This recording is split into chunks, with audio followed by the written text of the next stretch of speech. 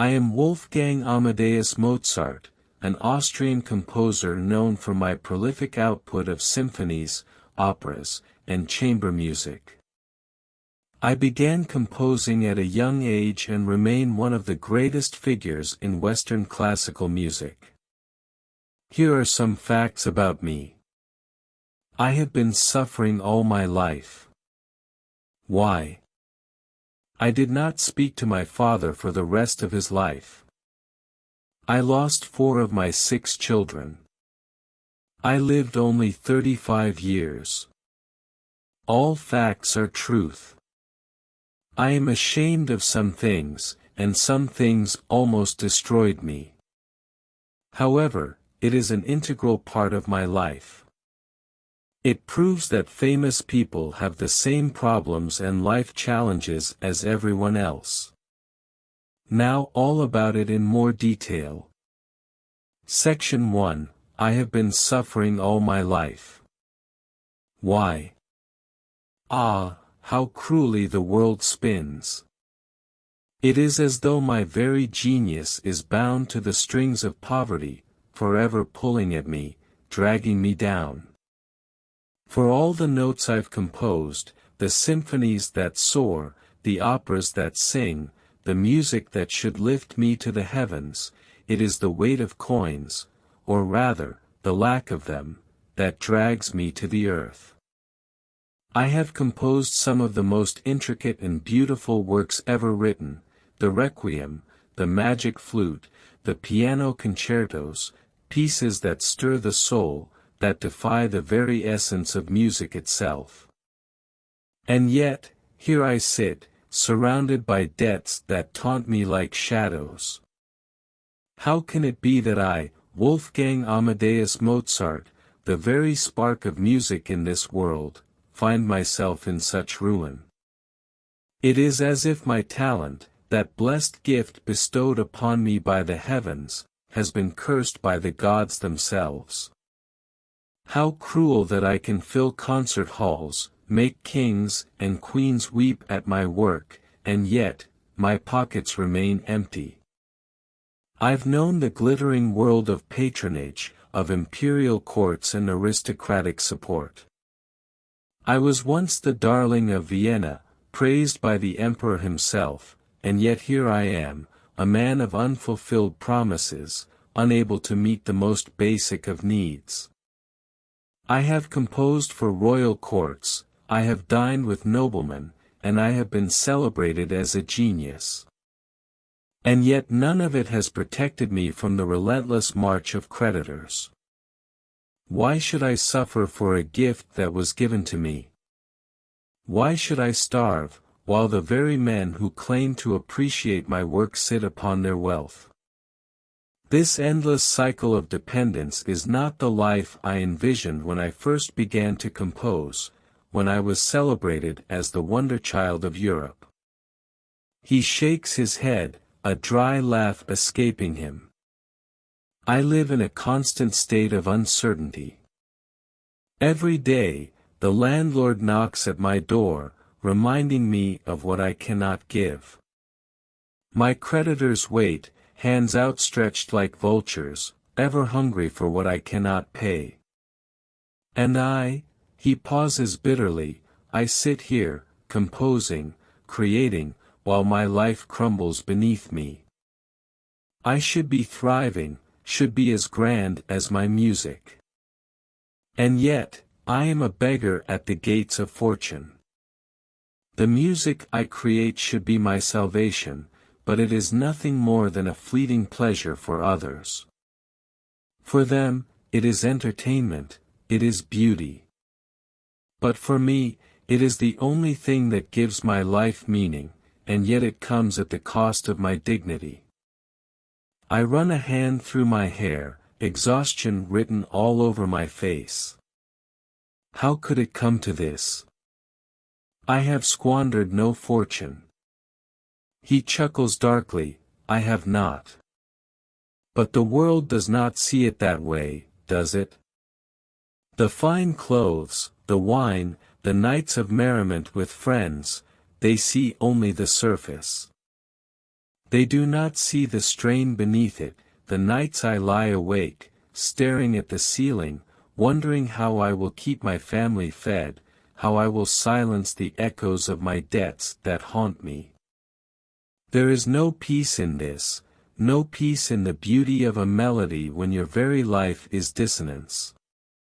I have often thought about the contrast between my early years and the man I have become. When I was a child prodigy, surrounded by admiration, I thought my talent alone would protect me. I was applauded by courts, celebrated by royalty, and showered with the promise of wealth and recognition. But where is that wealth now? Where are those promises? They were empty words, mere gestures to placate the young genius, while the world moved on, indifferent to my survival. I think of my youth, when they called me a child prodigy, when I was surrounded by admiration, by riches promised by the very weight of my talent.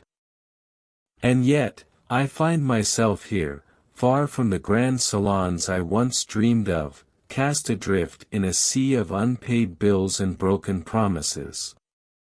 He slams his fist onto the desk in frustration. I should be writing the music of the future, not worrying about how to feed my children or whether I will have enough money to pay for the doctor when I fall ill. I have created masterpieces that will last for centuries, yet I cannot secure a decent meal today. The contrast is maddening, and it eats at me, day after day.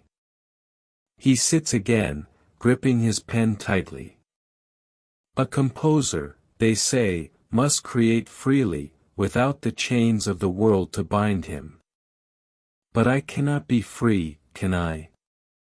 No, no, my music is not free, nor is my soul. Every note is tainted by the fear that I will die penniless, unknown, as the music I've created fades into the ether. What a cruel jest, to have all the greatness within me and yet to die without a penny to my name. To compose symphonies for kings and emperors, and yet, he slams his hand onto the desk again, still to be left with nothing. My works, my genius, should be enough to secure my place in history, but instead, they have been the chains that bind me to a life of suffering. The thought that I may die in obscurity, my name forgotten, my music no more than a passing fancy for those who had the privilege to hear it while I lived, this is the greatest fear I carry. What if all my efforts, all my compositions, are in vain? What if no one remembers me?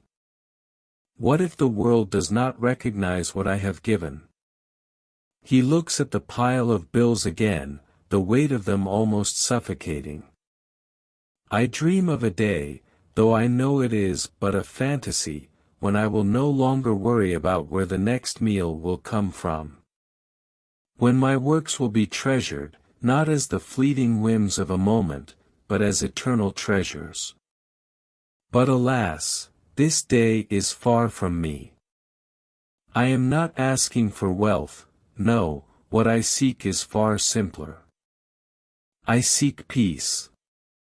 I seek the ability to create without fear, to compose without the shadow of debt looming over me. Is that too much to ask? To live a life where my art can flourish, unburdened by the harsh realities of survival? But in the end, what is this struggle but part of my symphony? Every note, every chord of hardship, perhaps it will be my legacy. Perhaps the world will understand that I lived for the music, and the music lived for me. Perhaps, in time, my suffering will be acknowledged as the true cost of genius, the price I paid for the privilege of creating something eternal. He pauses, then softly mutters to himself as he returns to his desk, shaking his head with a rueful smile. Ah, but I must play the notes given to me, until the last. even if they are a mournful melody. Even if I am forgotten in the end, my music will remain. Perhaps that is all I can ask for now. That, and the fleeting joy that my work brings to others. In the end, that is what I can leave behind, my music, my gift to the world. And perhaps that is enough. Fade to silence. Section 2. I did not speak to my father for the rest of his life. Ah, my father. A man who crafted me, shaped me from the very first notes I played, from the first breath I took, and yet, for all his efforts, he could never understand me. He could never see the man I became, or the soul within this body of mine. He was determined to turn me into something, into a prodigy, into a success. He taught me to play, to perform, to strive for perfection. Yes, he saw in me the chance to fulfill his own dreams, to redeem his own failed ambitions through me. He was a man who could not separate himself from his ambition. And well, I was just the instrument through which that ambition could live. He reveled in it. He watched me as though I were a puppet, and he pulled the strings. I was a child prodigy, yes. I traveled the courts of Europe, played for kings and emperors, performed for the aristocracy, all at his command. Every concert, every performance, every bow I took, he stood at my side, like a proud general watching his soldier march into battle. But what was the price of all that glory? What was the cost of his ambition? I was a boy, a mere child, pushed into the limelight, expected to be perfect, to perform with precision, to become the best. And for what? To live up to his expectations.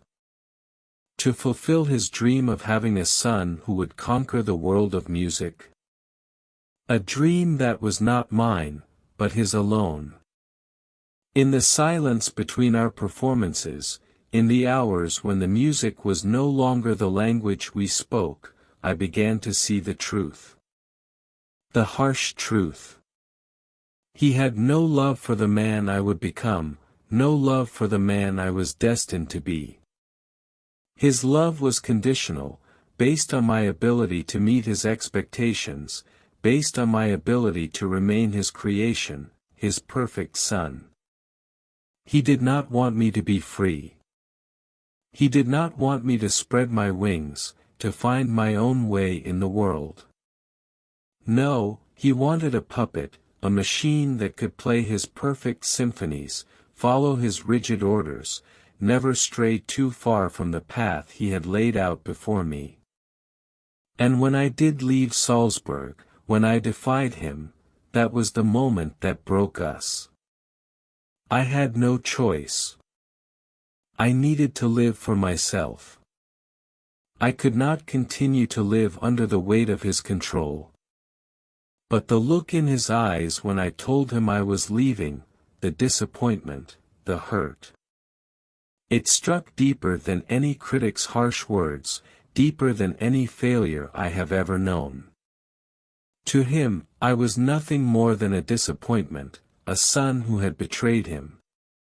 He saw only defiance, not the man who sought independence, who wished to create, to live and love on his own terms.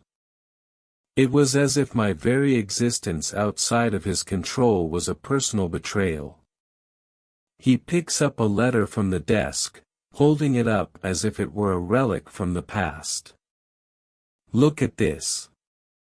A letter from him, written in cold, methodical tones, full of reprimands, full of demands that I return to Salzburg, that I abandon the life I had chosen, the woman I had married. Yes, my marriage to Constance, he spits the words out like they are bitter. A choice that haunted him, a choice he could never forgive. To him, she was not worthy of my love. She was beneath me. But she was my light, the one person who saw me as I truly am, who loved me for the man I was, not for the prodigy he had created. He walks to the window and gazes out, his voice quieter now, tinged with sorrow. He never understood my heart, or perhaps he never tried. He wanted me to be something I was not, a servant to his ambitions, a reflection of his own unfulfilled dreams. But I was not his puppet, no. I was a man with a voice, a man with music inside him, with dreams that could not be bound by his chains. And yet, he never forgave me for it. How could he? I was no longer the boy who played for his pleasure, I was a man who needed to carve his own path, a man who needed to write his own destiny. I tried to explain, to make him see, but my words, my music, they were lost on him. He could never see that I was no longer the boy he had molded, but a man who had to live for himself. A man who had to follow his own heart, to create on his own terms. And when I failed to live up to his expectations, when I followed my heart instead of his orders, he turned his back on me. I thought he would understand. I thought he would see the necessity of my independence. But he didn't. He never did. He collapses back into the chair, exhaustion and grief filling his face. And now he is gone. He left this world, and I never had the chance to reconcile. I never had the chance to tell him. I am not sorry. I am not sorry for who I have become. I only wish he could have seen that, seen the man I was, and not the child he so desperately wanted to control. The man who loved his wife, the man who cared about his music, the man who refused to let his father's ambitions dictate his every move. He wanted me to be what he had envisioned, but I was more than that. I was Mozart. I was a man who needed to live by his own rules. He wipes a tear from his cheek, his voice barely audible.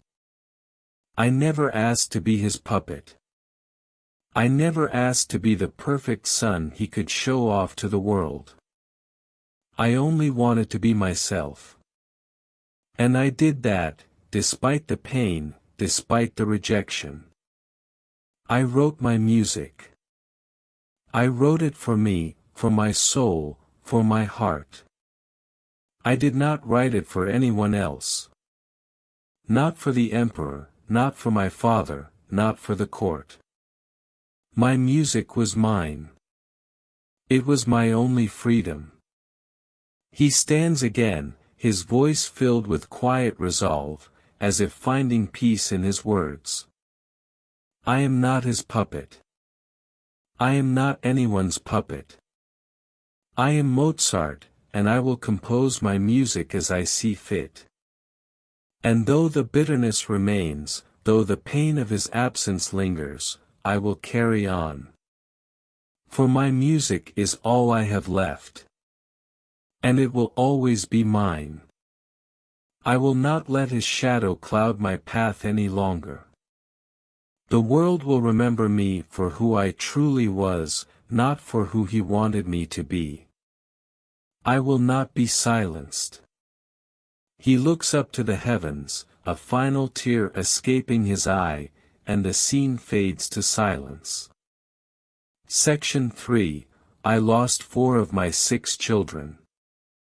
Ah, Constance. He sighs, his hand lightly brushing his brow. How do I begin to explain her? To speak of love, of passion, of devotion, yet, the burden that comes with it.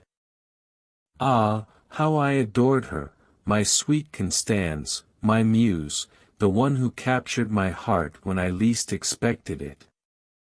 A soft smile flickers across his face, quickly replaced by a shadow of sorrow. It was a love that burned bright, too bright, perhaps. I had barely known the taste of true happiness when I saw her, when I heard her laugh, and I knew with a certainty that only the wildest of hearts can know, that she was the one. But love, as it often does, brought with it a torrent of woes. He pauses, his voice growing heavier. The music that flowed from my heart and into the world, that glorious gift, it fed my soul, but it left our lives empty. Empty of wealth, empty of peace. The world demanded of me, always more, and yet, what did it leave in return? His hand gestures toward the scattered papers on his desk.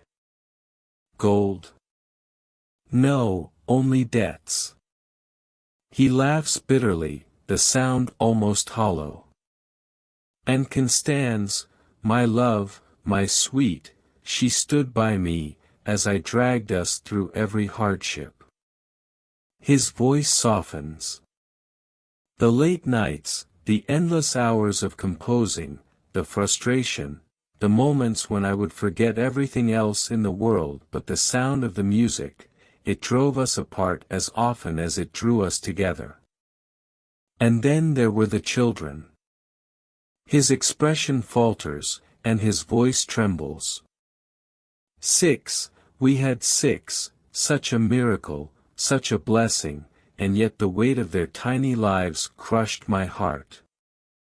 Only 2 of them lived to see the light of day, and the others, they died in the cruelest of ways, taken too soon, their voices never to be heard in this world. He pauses, the pain evident in his eyes. I could not save them.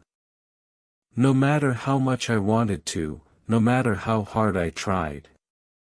And Constance, she bore the weight of it all with me. She, too, suffered the loss of our children. And yet, there were moments, oh, so many moments, when I failed her. He clenches his fists, his voice rising in frustration. I was consumed by my own mind, my own music, my own madness. I would withdraw into myself, locked away with my notes and instruments, and I would forget her. Forget her love. Forget her pain. How could she stand by me, with my temper, my unpredictability, he hesitates, my stubbornness? How could she bear it? He sits at the desk, his voice quieting, a sorrowful melancholy in his words. I loved her. I truly did. But love is never simple, never straightforward. It is complicated by dreams unfulfilled, by passions unchecked. By the relentless drive to create, to leave behind something greater than oneself, to sacrifice everything, even the very family you hold dear. How many times did I tell her, I do this for you? How many times did I fail to see that the true sacrifice was not in the music, but in the moments I could not give her? And so we drifted, as we all do, through the storm. He looks up, his eyes distant. There were times, I'll admit, when I thought our marriage would break, and perhaps it should have. But then, there were also moments, he smiles softly, but with sorrow, when the music would fade, and I would look into her eyes, and I would remember why I chose her, why I needed her. In those quiet, fleeting moments, I understood that love was not just a force of passion, but a force that endured despite the storms, despite the pain.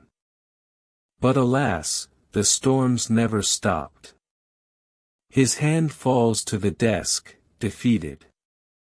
And I, too, became lost within them. He looks up again, with quiet resolve. What can I say now? That I regret loving her? Never. But I regret the moments lost to my own obsessions. I regret the times I let my music, my genius, blind me to the needs of the one who stood by me when all else was lost. He stands, his voice growing firm again, as if coming to a realization. And yet, Constance, he pauses, a fleeting smile appearing, she is still with me. In the music. In the legacy we created together, through all the trials and all the tears. Our love lives on, even if the world never understood it. Perhaps it is in that very struggle that the beauty lies. He turns away from the desk, as if leaving behind the sorrowful thoughts. Yes, Constance. Though the world may not always see us for what we were, I know what you were to me. And I will carry that with me, even through the dark corridors of debt, through the heartache and the loss, even unto my final day. He pauses, as if listening to a distant sound, and his voice softens to a whisper. For in the end, love, true love, is never truly lost. It simply transforms into something immortal. Like the music. He stands still for a moment, before the stage fades to darkness, the faint sound of a piano playing softly in the distance. Section 4, I lived only 35 years. He pauses for a moment, his breath heavy, before speaking softly, almost as if talking to himself. Ah! He looks at his hands, trembling ever so slightly. These hands that have shaped symphonies, these hands that have brought forth the most beautiful music the world has yet to hear, how fragile they are, how frail they feel now. He lets out a bitter laugh, shaking his head. I have crafted music that soars, that dances with the heavens, yet I cannot escape the prison of my own flesh. He takes a deep breath, steadying himself. It is a cruel irony, is it not? To possess a mind so full of melodies, of harmonies that could make the gods weep, and yet be trapped within a body that betrays you at every turn. For what is talent, what is genius, when the very vessel carrying it falls apart? He looks down, his voice growing quieter, filled with a trace of frustration. From the moment I could remember, my body has never been kind. From childhood, there were pains, fevers, ailments that left me weakened, yet I pushed on. He clenches his fists. Pushed on for the music, for the glory, for the recognition. His eyes lift, fiery for a moment, as if remembering his youthful ambitions. I thought I could outrun it, outshine it. All those nights of feverish composing, of playing until my fingers bled, all to escape the ache that was always there. But how could I outrun death itself? He laughs bitterly again, the sound hollow in the silence. Ah, but it is not the death of the body that I fear. It is the death of what was never finished. His voice shakes with emotion. So much music still inside me. So many notes, so many symphonies that could have been. And yet, here I am, a prisoner of this fragile shell. He presses a hand to his chest, his breath shallow. For years I have lived in this constant state of sickness. A body that gives way to fevers and chills, a mind that races but a body that cannot keep up. I thought the pain was simply a shadow that would eventually pass, but now I see it was a reflection of something darker. Stress, worry, poverty, they took their toll on me. They wore me down until I was but a shadow of the man I was meant to be. He pauses, the weight of his words settling in. His eyes are distant, as if looking back on a life that feels already distant, already slipping away. And yet, the world did not know me. Not as I wished to be known. Not as I deserved to be known. His voice cracks, and he looks away, almost ashamed. No.